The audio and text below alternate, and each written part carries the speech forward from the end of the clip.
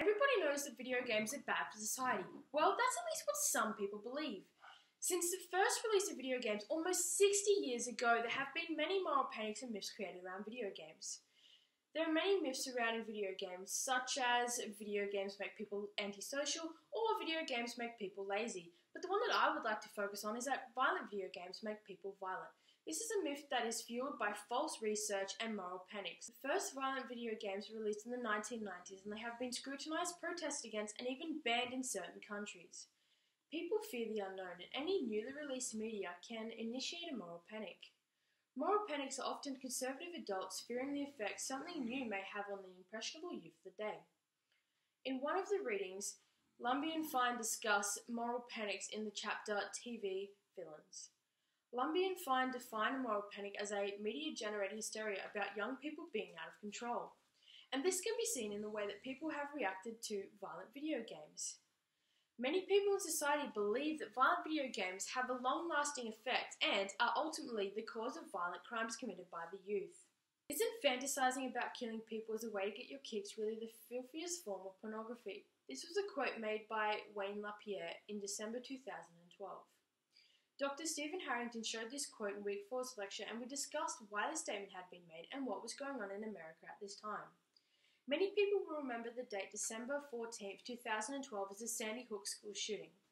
We had a class discussion about how LaPierre's statement was made shortly after the shooting and how the statement was an attempt to convince people that guns were not the issue, but the real issue was violent video games and that this is what made the shooter commit this act.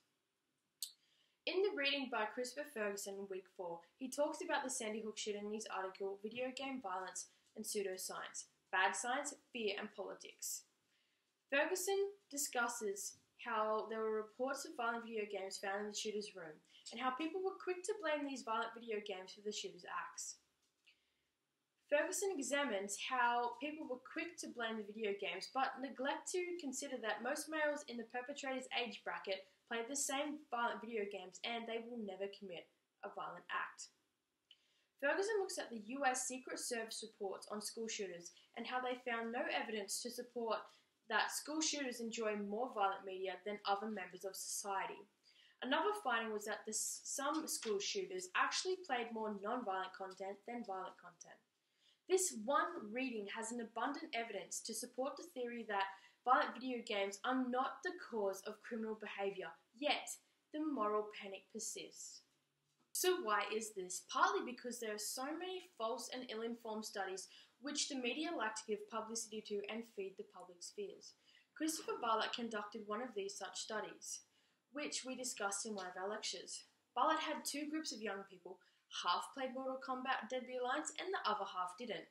He then gave the students hot sauce to distribute to their peers.